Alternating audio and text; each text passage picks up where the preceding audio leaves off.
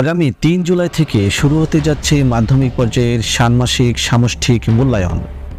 দেশের ষষ্ঠ থেকে নবম শ্রেণী পর্যন্ত সকল শিক্ষার্থী এই মূল্যায়ন কার্যক্রমে অংশগ্রহণ করবে। এনসিটিবি কর্তৃক এই মূল্যায়ন সম্পর্কিত 13টি নির্দেশনা ইতিমধ্যেই প্রতিষ্ঠানগুলোতে প্রেরণ করা হয়েছে। আমাদের আজকের এই ভিডিওটি সেই 13টি নির্দেশনা নিয়েই। তো আশা করি আমাদের আজকের এই ভিডিওটি সম্মানিত শিক্ষক, সম্মানিত অভিভাবক সহ সুপ্রিয় শিক্ষার্থীদের অত্যন্ত উপকারে আসবে। সম্মানিত ভিউয়ার্স, এডুলেট ডায়েরির আজকের ভিডিওতে আপনাদের সুস্বাগতম। যারা আমাকে আজকে নতুন শুনছেন তাদের অনুরোধ করছি আমাদের এই চ্যানেলটিকে সাবস্ক্রাইব করে ফলো করে আমাদের সাথে থাকুন এবং লাইক শেয়ার করে আপনাদের সহপাঠী বা সহকর্মীদের মধ্যে এই অতি গুরুত্বপূর্ণ ভিডিওটি দেখার সুযোগ করে দিন। চলুন কথা না বাড়িয়ে দেখা যাক এই 13টি নির্দেশনাতে কি কি বিষয়ে আলোকপাত করা হয়েছে। নির্দেশনা সমূহের সাথে একটি ফরওয়ার্ডিং দেওয়া হয়েছে। সেই ফরওয়ার্ডিংটিতে বলা হয়েছে আগামী ৩/৭/২০২৪ খ্রিস্টাব্দ তারিখ থেকে এই ষান্মাসিক সামষ্টিক মূল্যায়ন কার্যক্রমটি অনুষ্ঠিত হবে এবং সেই ষান্মাসিক সামষ্টিক মূল্যায়ন কার্যক্রমে শিক্ষা প্রতিষ্ঠানসমূহে কী কী প্রস্তুতি গ্রহণ করতে হবে সেই বিষয়েই এই নির্দেশনাগুলো প্রণয়ন করা হয়েছে। ফরওয়ার্ডিংয়ের সাথে নিচে আমরা মূল নির্দেশনাগুলো দেখতে পাই। সেখানে মোট 13টি নির্দেশনা রয়েছে। আমরা একে একে এই নির্দেশনাগুলো পড়ব এবং বিস্তারিতভাবে জানার চেষ্টা করব। নির্দেশনার শিরোনামে বলা হয়েছে 2024 শিক্ষাবর্ষের ষান্মাসিক সামষ্টিক মূল্যায়ন কার্যক্রম পরিচালনার জন্য শিক্ষা প্রতিষ্ঠানসমূহের জন্য সাধারণ নির্দেশনা। 1 নম্বর নির্দেশনায় বলা হয়েছে জাতীয় শিক্ষাক্রম 2022-এর আলোকে আগামী 3/7/2024 থেকে 30/7/2024 পর্যন্ত 2024 শিক্ষাবর্ষের জন্য ষষ্ঠ থেকে নবম শ্রেণীর ষান্মাসিক সামষ্টিক মূল্যায়ন অনুষ্ঠিত হতে যাচ্ছে। মূল্যায়ন কার্যক্রম পরিচালনার সময়সূচি এবং বিষয়ভিত্তিক সর্বশেষ কোনো অভিজ্ঞতা বা অধ্যায় পর্যন্ত ষান্মাসিক সামষ্টিক মূল্যায়নের আওতায় আসবে তা ইতিমধ্যে প্রেরণ করা হয়েছে। অর্থাৎ এখানে বলা হয়েছে 3/7/2024 থেকে 30/7 পর্যন্ত এই মূল্যায়ন কার্যক্রমটি চলবে এবং 2 নম্বর নির্দেশনায় বলা হয়েছে ষান্মাসিক সামষ্টিক মূল্যায়ন কার্যক্রম শুরুর পূর্বেই অর্থাৎ 3/7/2024 তারিখের পূর্বেই সম্পাদিত সকল বিষয়ের শিক্ষণ অভিজ্ঞতার পারদর্শিতার নিদর্শনসমূহ নৈপুণ্যে ইনপুট দিতে হবে। নির্দেশনার 3 নম্বরে বলা হয়েছে মূল্যায়ন কার্যক্রম চলাকালীন অর্থাৎ 3/7/2024 থেকে 30/7/2024 পর্যন্ত নির্দিষ্ট দিবসে মূল্যায়ন কার্যক্রম ব্যতীত ষষ্ঠ থেকে নবম শ্রেণীর কোনো শ্রেণী কার্যক্রম পরিচালনা করা যাবে না। অর্থাৎ এই সময়কালীন প্রতিষ্ঠানসমূহে কোনো শ্রেণী কার্যক্রম চলবে না। যেসব দিবসে মূল্যায়ন কার্যক্রম থাকবে না সেসব দিবসে অফিস খোলা থাকবে, কিন্তু কোনো শ্রেণী কার্যক্রম পরিচালনা করা যাবে না।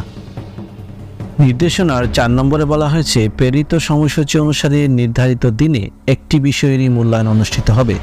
অর্থাৎ নির্ধারিত বিষয়ের মূল্যায়ন কার্যক্রম নির্ধারিত দিনেই শেষ করতে হবে। পূর্বের ন্যায় কোনো শ্রেণীর একটি বিষয়ের মূল্যায়ন কার্যক্রম একাধিক দিনে সম্পন্ন করা যাবে না। অর্থাৎ যে বিষয়ের মূল্যায়ন কার্যক্রম যেদিন হবে ওই দিনই ওই বিষয়ের মূল্যায়ন কার্যক্রমটি শেষ করতে হবে। নির্দেশনার 5 নম্বরে বলা হয়েছে বিষয়ভিত্তিক মূল্যায়ন কার্যক্রম নির্ধারিত দিনে সর্বোচ্চ 5 ঘন্টার মধ্যে সম্পন্ন করতে হবে। তবে মূল্যায়ন কার্যক্রমের উপর নির্ভর করে একটি মধ্যবর্তী বিরতি দেওয়া যেতে পারে। অর্থাৎ এখান থেকে বোঝা যাচ্ছে যে মূল্যায়ন কার্যক্রমটি সর্বোচ্চ 5 ঘন্টাব্যাপী হবে। সেখানে শিক্ষার্থীদেরকে শিক্ষকগণ প্রয়োজন মনে করলে একটি বিরতি দিতে পারেন। 6 নম্বর নির্দেশনায় যেটি বলা হয়েছে মূল্যায়ন কার্যক্রমে হাতে কলমে কাজ এবং কার্যক্রম ভিত্তিক লিখিত অংশ উভয় ধরনের কার্যক্রম থাকবে বা আছে। হাতে কলমে কাজের জন্য প্রয়োজনীয় উপকরণ এবং লিখিত অংশের জন্য প্রয়োজনীয় খাতা শিক্ষা প্রতিষ্ঠান কর্তৃক সরবরাহ করতে হবে। অর্থাৎ পূর্বে যেরকম দেখা যেত যে শিক্ষার্থীরা উপকরণের বিভিন্ন জিনিস বাসা থেকে নিয়ে আসতো, এখানে সেটা করা যাবে না। হাতে কলমে যে কাজগুলো করবে সেটার উপকরণ এবং লিখিত অংশের জন্য যে খাতা উভয়ই শিক্ষা প্রতিষ্ঠান থেকে শিক্ষার্থীদেরকে সরবরাহ করতে হবে। নির্দেশনার 7 নম্বরে যে বিষয়টি বলা হয়েছে সেখানে বলা হয়েছে যে মূল্যায়নে উপকরণে কিছু বৈচিত্র্য থাকবে। এখানে মূল্যায়ন কার্যক্রমটি 3টি অংশে ভাগ করে বলা হয়েছে, যেগুলো হয়েছে হাতে কলমে কাজ, লিখিত অংশ এবং মূল্যায়নপত্র। হাতে কলমে কাজের ক্ষেত্রে বলা হয়েছে শিক্ষার্থীর সংখ্যা বিবেচনায় পোস্টার তৈরির জন্য সাদা রঙিন কাগজ, সাইন পেন, কাঁচি, আটা বা ঘাম ইত্যাদি উপকরণ সেখানে লাগবে। লিখিত অংশে বলা হয়েছে শিক্ষার্থীরা 16 পাতার খাতা পাবে, অর্থাৎ শিক্ষার্থীরা 16 পাতার একটি মোটা খাতাতে তাদের লিখিত অংশের লিখিত মূল্যায়ন পরীক্ষাটা দিবে এবং সেখানে প্রয়োজনে শিক্ষার্থীরা প্রয়োজন যদি মনে করে আরও অতিরিক্ত পাতাও সেখানে নিতে পারবে এবং অতিরিক্ত পাতাও প্রতিষ্ঠান থেকে সরবরাহ করতে হবে। এবং গ অংশে বলা হয়েছে মূল্যায়নপত্র। মূল্যায়নপত্রে সাধারণত শিক্ষার্থীদের জন্য যে নির্দেশনা সেটি থাকবে এবং মূল্যায়ন বা প্রশ্নপত্র অংশটি সেখানে থাকবে এবং এই প্রশ্নপত্র অংশটি ফটোকপি করে শিক্ষার্থীদেরকে সরবরাহ করতে হবে। 8 নম্বরে একটি গুরুত্বপূর্ণ নির্দেশনা দেওয়া হয়েছে, সেখানে বলা হয়েছে উপকরণ সরবরাহের ক্ষেত্রে মনে রাখতে হবে কোনো উপকরণই যেন ব্যয়বহুল না হয়। রিসাইকেল, রিইউজ, আপসাইকেল উপকরণ ব্যবহার করতে হবে। এটি একটি অত্যন্ত গুরুত্বপূর্ণ বিষয়, কারণ পূর্বে দেখা গেছে যে অনেক দামি দামি উপকরণ ব্যবহার করার ফলে অভিভাবকদের উপর একটা বাড়তি চাপ পড়তো। এখানে এটা পরিষ্কারভাবে নির্দেশনা দিয়ে দেওয়া হয়েছে যে রিসাইকেল বা রিইউজ বিষয়গুলো আইটেমগুলো সেখানে উপকরণ হিসাবে ব্যবহার করতে হবে। সেক্ষেত্রে পুরস্টার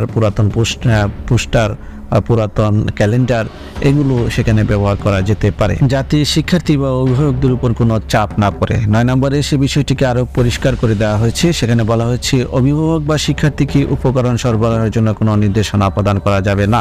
অর্থাৎ উপকরণ হোক বা খাতা হোক, যেটাই শিক্ষার্থীরা ব্যবহার করবে সেটা প্রতিষ্ঠান থেকে শিক্ষার্থীকে সরবরাহ করা হবে। এক্ষেত্রে শিক্ষার্থী বা অভিভাবককে বাসা থেকে উপকরণ নিয়ে আসার জন্য বলা যাবে না। 10 নম্বরে যে বিষয়টি বলা হয়েছে মূল্যায়ন কার্যক্রম পরিচালনার জন্য শিক্ষার্থীদের অভিভাবকদের নিকট থেকে সীমিত পরিমাণে মূল্যায়ন কার্যক্রম পরিচালনা ফি নেওয়া যেতে পারে। এখানে একটা বিষয় লক্ষণীয় যে যদি কোনো প্রতিষ্ঠান মনে করে যে মূল্যায়ন ফি নেওয়া প্রয়োজন তাহলে সে নিতে পারে, আর যদি কোনো প্রতিষ্ঠান মনে করে যে না মূল্যায়ন ফি নেওয়ার প্রয়োজন নেই তাহলে মূল্যায়ন ফি নাও নিতে পারে। এই বিষয়টি নেওয়া যেতে পারে, অর্থাৎ নিতেও পারে বা প্রতিষ্ঠান ইচ্ছে করলে নাও নিতে পারে। যদি নেয় তাহলে সেটা এখানে পরিষ্কারভাবে বলা হয়েছে সীমিত পরিমাণে মূল্যায়ন কার্যক্রম ফি নেওয়া যেতে পারে। নির্দেশনার 11 নম্বরে যে বিষয়টি বলা হয়েছে সেটা হচ্ছে মূল্যায়ন নির্দেশনা সমূহ মূল্যায়ন শুরুর পূর্বের দিন নৈপুণ্য অ্যাপের প্রতিষ্ঠানের ড্যাশবোর্ডে অথবা সংশ্লিষ্ট অধিদপ্তরের ওয়েবসাইটে পাওয়া যাবে। অর্থাৎ বিষয়ভিত্তিক মূল্যায়ন নির্দেশনার মূল্যায়ন কার্যক্রমের সময়সূচি অনুসারে নির্ধারিত দিনের পূর্বের দিন সেটি প্রতিষ্ঠানের নৈপুণ্য অ্যাপের ড্যাশবোর্ডে অথবা সংশ্লিষ্ট অধিদপ্তরের ওয়েবসাইট থেকে শিক্ষকগণ বা প্রতিষ্ঠান প্রধানগণ সংগ্রহ করতে পারবেন। 12 নম্বরে বলা হয়েছে মূল্যায়ন নির্দেশনায় কী কী বিষয় থাকবে সেগুলো। সেখানে বলা হয়েছে মূল্যায়ন নির্দেশনায় শিক্ষকের জন্য করণীয়, শিক্ষার্থীদের জন্য কী করণীয়, মূল্যায়নপত্র, শিক্ষকের জন্য পর্যবেক্ষণ চেকলিস্ট এবং মূল্যায়ন কার্যক্রম পরিচালনার জন্য বিষয়ভিত্তিক উপকরণ কী কী প্রয়োজন হবে সেগুলোর বিস্তারিত বিবরণ থাকবে।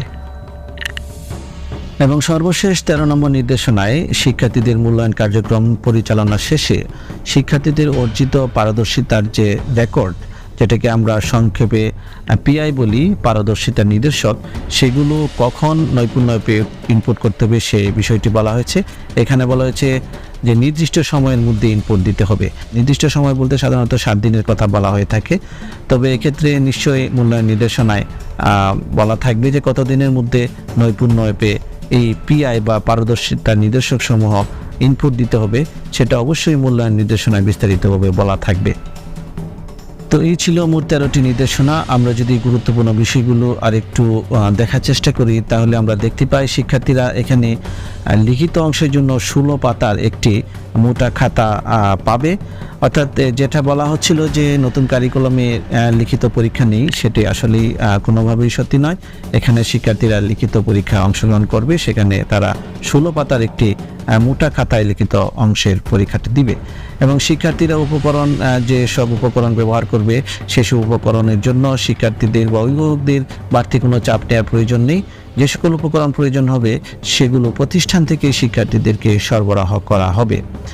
এবং আরেকটি বিষয় এখানে লক্ষণীয় যে এইবারই প্রথম শিক্ষার্থীরা যে মূল্যায়ন কার্যক্রমে অংশগ্রহণ করছে সেটা 5 ঘন্টা ব্যাপী চলবে, অর্থাৎ বিষয়ের বিবেচনায় সেটি 5 ঘন্টা হতে পারে বা তার কমও হতে পারে, এবং বিষয় যদি ডিমান্ড করে তাহলে 5 ঘন্টার মধ্যে শিক্ষকগণ শিক্ষার্থীদের একটি বিরতিও দিতে পারেন।